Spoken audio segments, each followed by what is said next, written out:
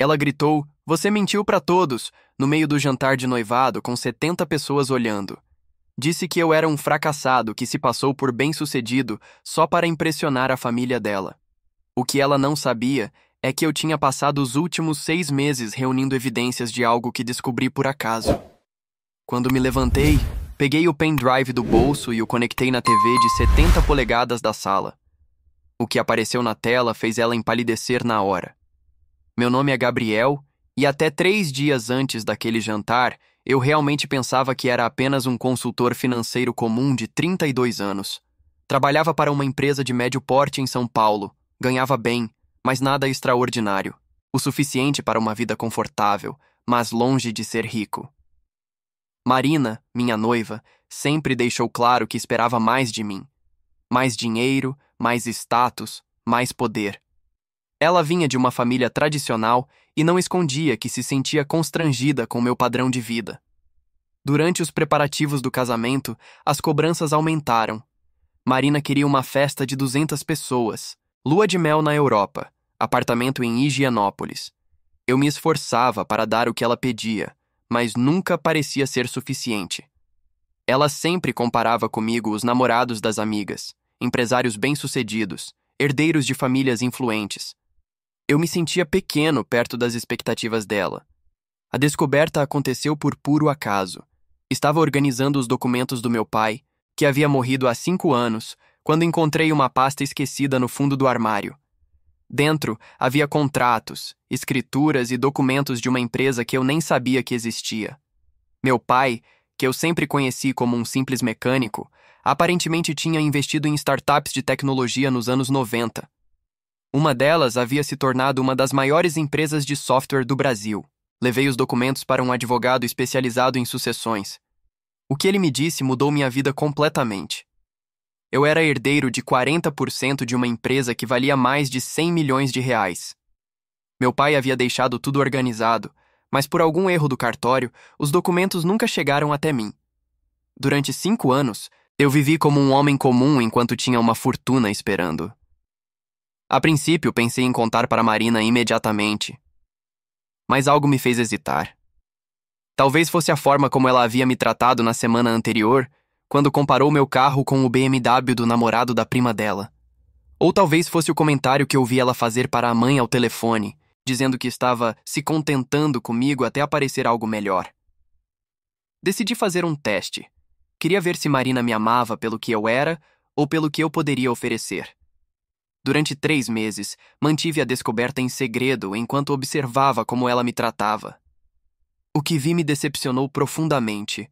Marina se tornou cada vez mais distante, mais crítica, mais desrespeitosa. Chegou ao ponto de sugerir que adiássemos o casamento porque ela precisava ter certeza sobre o futuro. O jantar de noivado foi a gota d'água.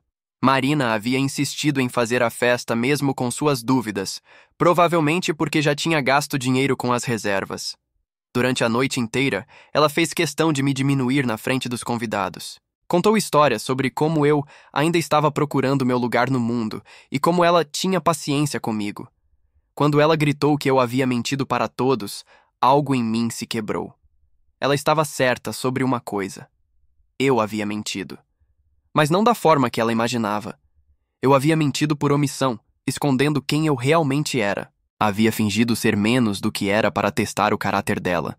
E ela havia falhado miseravelmente no teste. O conteúdo do pendrive era simples. Uma apresentação em PowerPoint com os documentos da herança, o extrato bancário da empresa mostrando os valores e fotos dos contratos assinados pelos advogados.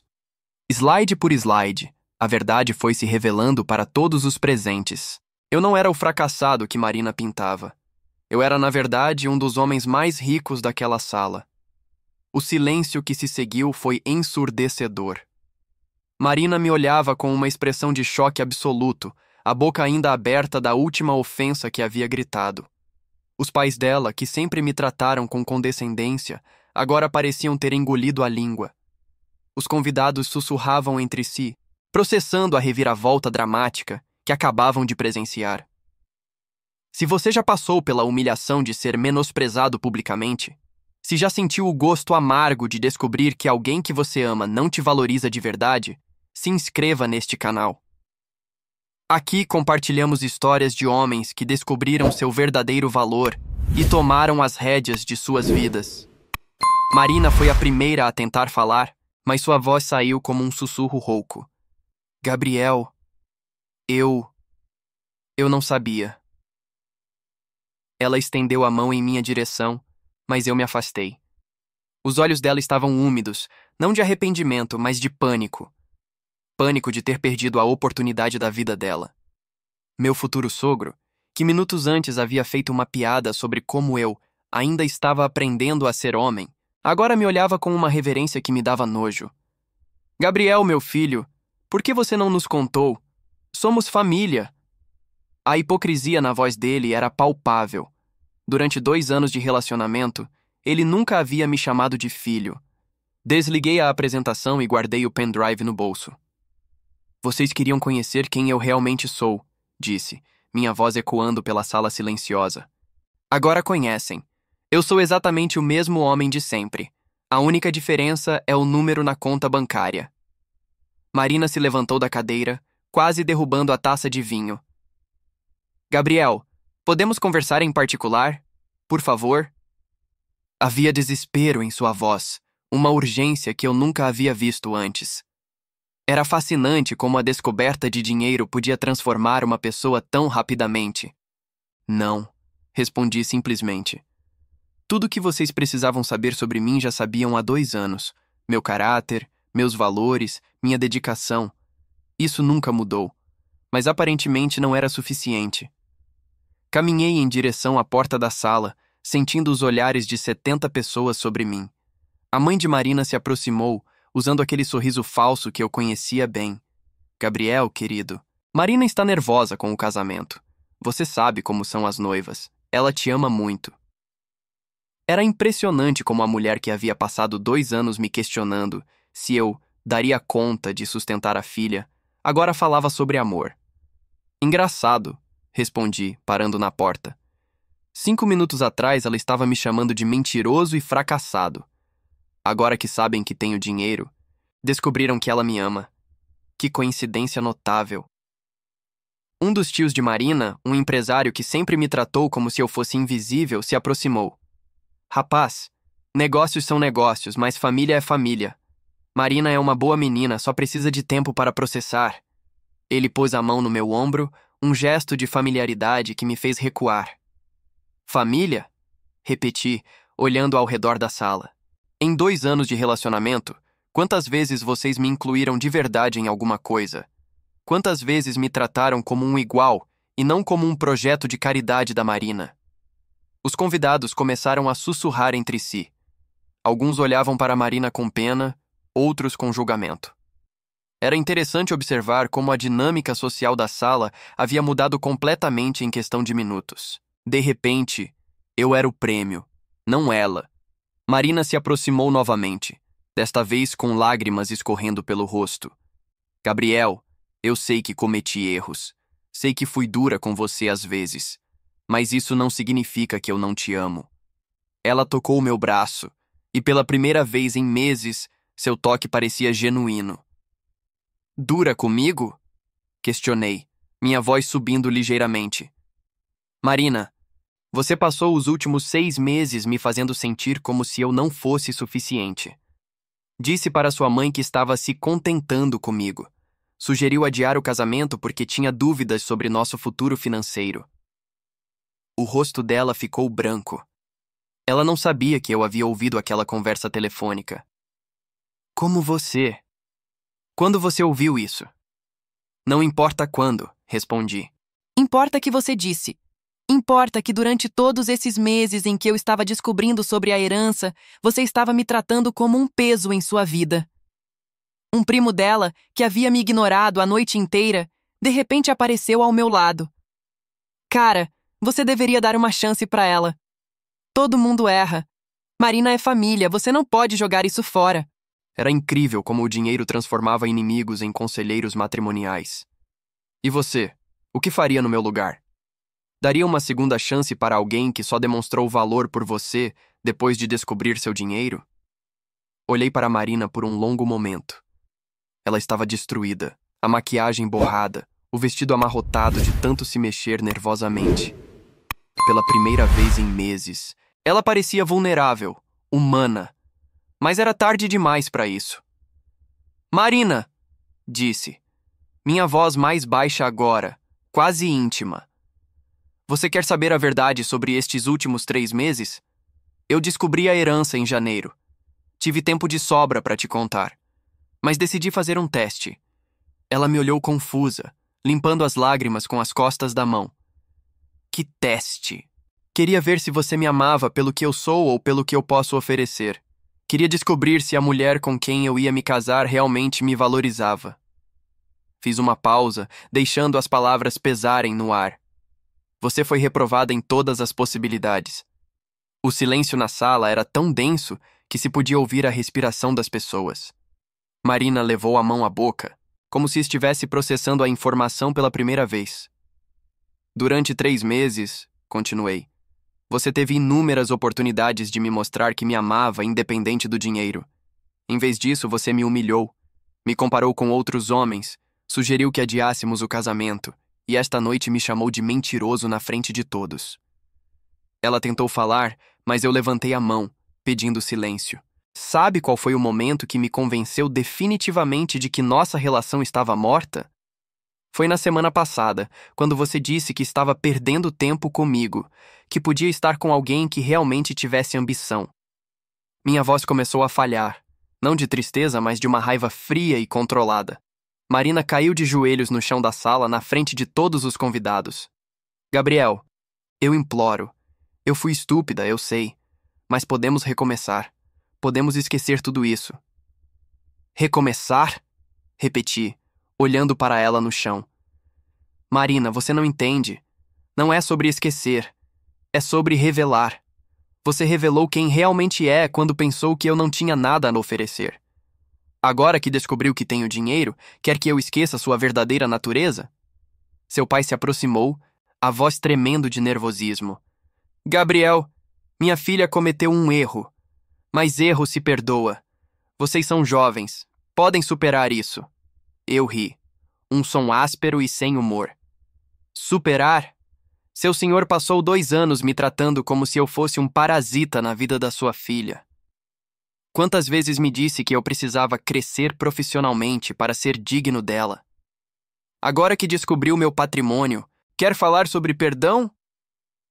A mãe de Marina se juntou ao marido, os dois parecendo desesperados. Gabriel, querido, família é assim mesmo. Temos nossas diferenças, mas no final nos amamos. Família? Repeti, minha voz ganhando força. Em que momento vocês me trataram como família? Quando me excluíram da viagem para Búzios porque eu não podia pagar? Quando fizeram questão de me lembrar que eu não era do mesmo nível de vocês? Ou quando riram da minha sugestão de fazer o casamento mais simples? Marina ainda estava de joelhos, as mãos estendidas em minha direção. Gabriel, por favor, eu posso mudar. Eu vou mudar. Me dê uma chance de provar que posso ser diferente. Mudar? Questionei, abaixando-me para ficar na altura dos olhos dela. Marina, você não precisa mudar. Você só precisa assumir quem você realmente é. Uma mulher que mede o valor dos homens pelo tamanho da conta bancária. Me levantei e caminhei em direção à saída. Os convidados se afastaram, criando um corredor. Era engraçado como agora todos me respeitavam o suficiente para me dar espaço. Gabriel, você não pode fazer isso! Marina gritou, ainda de joelhos. 2 anos juntos não significam nada? Parei na porta e me virei uma última vez. 2 anos significam muito, Marina. Significam que eu tive tempo suficiente para conhecer sua verdadeira personalidade. E você teve tempo suficiente para conhecer a minha. A diferença é que eu ainda sou a mesma pessoa de sempre. Se você está sentindo a satisfação da justiça sendo feita, se acredita que as pessoas mostram quem realmente são quando pensam que você não tem nada a oferecer, deixe seu like neste vídeo. Sua energia mantém essas histórias de superação chegando até mais pessoas. Saí da casa em Alphaville e dirigi pelas ruas vazias da madrugada. Não estava fugindo da situação, estava me libertando dela. Durante o trajeto para meu apartamento, Meu celular não parou de tocar.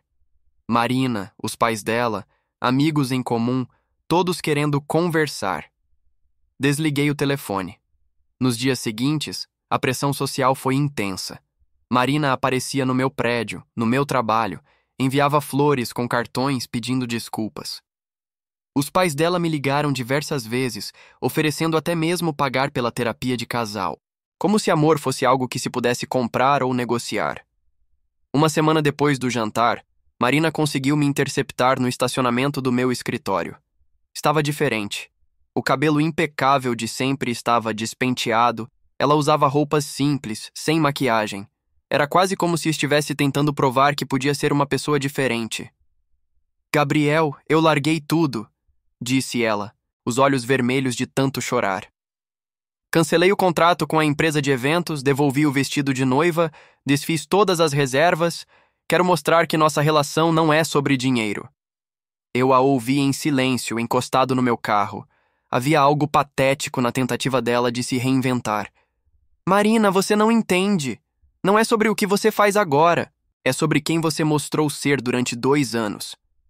"Mas as pessoas podem mudar", ela insistiu. "Eu posso ser melhor. Posso ser a mulher que você merece." "Você sempre foi livre para ser a mulher que quisesse", respondi. "O problema é que você escolheu ser uma pessoa que só me valorizava pelo que eu poderia oferecer financeiramente." Ela se aproximou, tentando tocar minha mão. "Gabriel, eu sei que fui materialista, sei que fui injusta, mas isso não define tudo o que sou. Você conhece meus outros lados, sabe que posso amar de verdade." "Posso?" questionei. "Marina, durante 3 meses eu testei esse amor. 3 meses em que eu deliberadamente não mudei meu padrão de vida para ver se você me amava sem perspectivas financeiras. E o que você fez?" Me humilhou sistematicamente. A conversa foi interrompida por uma ligação no meu celular. Era meu advogado, com novidades sobre a herança. Enquanto falava com ele, observei Marina esperando. Havia uma ansiedade em seus olhos que eu conhecia bem. Era a mesma expressão que ela tinha quando esperava presentes caros ou quando eu prometia levá-la a restaurantes chiques. Quando desliguei o telefone, Marina imediatamente perguntou: "Era sobre o dinheiro? Sobre a empresa?" E ali estava a confirmação do que eu já sabia. Mesmo em um momento de suposta reconciliação, o primeiro interesse dela era financeiro. Não perguntou como eu estava me sentindo, não perguntou se eu precisava de apoio emocional para lidar com a descoberta tardia sobre meu pai. Perguntou sobre dinheiro. "Marina", disse, minha voz cansada. "Você nem percebe, não é? Mesmo agora, mesmo tentando se redimir, sua primeira preocupação ainda é o aspecto financeiro." Ela pareceu confusa. "Não, eu só estava. Eu me importo com você, com o que você está passando." "Você se importa com as implicações do que eu estou passando", corrigi. "É diferente." Durante as semanas seguintes, a pressão continuou. Não apenas de Marina, mas de todo o círculo social dela. Era impressionante como pessoas que me ignoravam completamente agora me convidavam para jantares, eventos, festas. Todos queriam ser meus amigos agora que sabiam sobre meu patrimônio. Recebi ligações de corretores de imóveis oferecendo mansões, de concessionárias oferecendo carros de luxo, de clubes exclusivos oferecendo associações. Era como se a notícia da minha herança tivesse se espalhado pela cidade inteira. Mas a ligação mais reveladora veio de um amigo de Marina, alguém que havia sido claramente instruído por ela para tentar me convencer. "Gabriel, cara, toda mulher tem suas inseguranças financeiras. Marina não é diferente. Ela só queria a garantia de um futuro estável." "Garantia?" repeti. Durante 2 anos, ela teve a garantia de um homem que a amava, que era fiel, que trabalhava honestamente. Isso não foi suficiente. Ela queria garantia financeira. A realidade começou a se cristalizar de forma definitiva. Eu não estava lidando com uma pessoa que havia cometido erros pontuais. Estava lidando com alguém cuja estrutura de valores era fundamentalmente incompatível com a minha. 2 meses após o jantar, tomei a decisão definitiva. Não apenas sobre Marina, mas sobre toda aquela vida que eu havia construído baseada em expectativas alheias. Vendi meu apartamento pequeno e comprei uma cobertura em Moema. Não por ostentação, mas porque finalmente podia viver no padrão que meu patrimônio permitia, sem me esconder. Marina soube da mudança e apareceu no novo endereço. Quando me viu na varanda da cobertura, com vista para o parque, ela ficou em silêncio por alguns minutos. Não era mais a mesma mulher desesperada das semanas anteriores. Havia uma resignação em seus olhos, como se finalmente entendesse que havia perdido algo que nunca mais recuperaria. Você está bem, disse ela, não como pergunta, mas como constatação. Você parece completo. Eu realmente estava. Pela primeira vez em anos, me sentia alinhado com quem eu era. Não estava mais tentando me encaixar nas expectativas de ninguém ou fingindo ser menos do que podia ser. Marina, disse, convidando-a para se sentar na varanda. Quero que você entenda uma coisa. Eu não terminei com você por raiva ou por orgulho ferido. Terminei porque finalmente enxerguei a incompatibilidade fundamental entre nossos valores. Ela me olhou e pela primeira vez em meses não tentou argumentar ou se defender. Eu sei, disse simplesmente. Eu demorei para aceitar, mas eu sei. Durante 2 anos, continuei, eu tentei ser o homem que você queria que eu fosse. Mais ambicioso financeiramente, mais focado em status, mais preocupado com aparências. Mas isso não era eu. Era uma versão distorcida de mim mesmo. Marina suspirou, olhando para a cidade lá embaixo. E eu tentei ser a mulher que você merecia, mas não consegui. Não consegui valorizar o que você realmente é, sem me importar com o que você tem. Foi a primeira vez que ela admitiu isso de forma tão direta. Havia uma honestidade brutal em suas palavras que eu respeitei. Sabe o que descobri nestes últimos meses? Disse. Descobri que meu pai escondeu essa herança não por vergonha ou modéstia. Ele escondeu porque sabia que dinheiro revela o caráter das pessoas. Ele queria que eu aprendesse a reconhecer quem me amava pelo que eu sou, não pelo que eu tenho. E você aprendeu, disse Marina, com um sorriso triste. Você me testou e descobriu que eu falhei nesse teste básico de caráter. Não foi um teste cruel, expliquei. Foi um teste necessário. Imagina se tivéssemos nos casado e você descobrisse o dinheiro depois? Nossa relação seria baseada em uma mentira desde o início. Marina se levantou para ir embora, mas parou na porta. Gabriel, você vai conseguir alguém que te ame do jeito certo. Alguém que valore quem você é independente de qualquer coisa. E você também vai encontrar alguém, respondi. Alguém que tenha os mesmos valores que você, que entenda suas prioridades. Não somos pessoas ruins, Marina. Apenas somos incompatíveis. Depois que ela saiu, fiquei na varanda refletindo sobre todo o processo. Não sentia raiva nem ressentimento.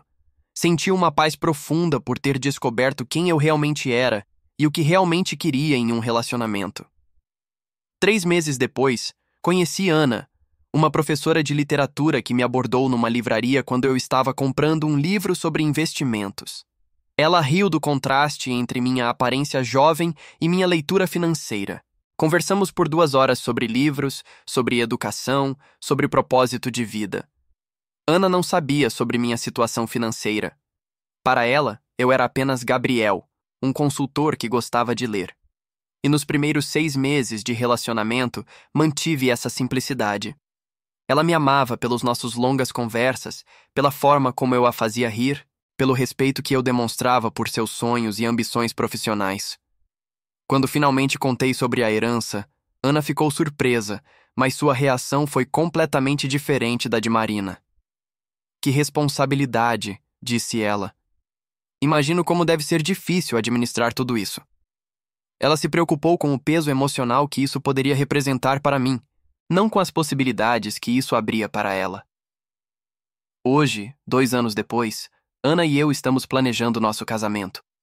Um casamento simples, numa pousada em Minas Gerais, com 20 pessoas que realmente amamos. Ela ainda não se importa com meu dinheiro. Continua morando no apartamento alugado dela, dirigindo o carro usado que comprou com o próprio salário, orgulhosa da independência que construiu. O dinheiro não mudou quem eu sou, mas mudou minha perspectiva sobre quem permite entrar na minha vida. Aprendi que o verdadeiro teste de caráter não é como as pessoas agem quando você tem tudo, mas como agem quando pensam que você não tem nada. Se você chegou até aqui, se esta história te fez refletir sobre as pessoas ao seu redor, deixe um comentário contando como você identifica quem realmente te valoriza. Compartilhe este vídeo com alguém que precisa entender que o amor verdadeiro não se mede em números bancários. E se ainda não está inscrito no canal, o que está esperando? Aqui você encontra histórias sobre homens que descobriram seu verdadeiro valor e aprenderam a reconhecer quem merece estar em suas vidas.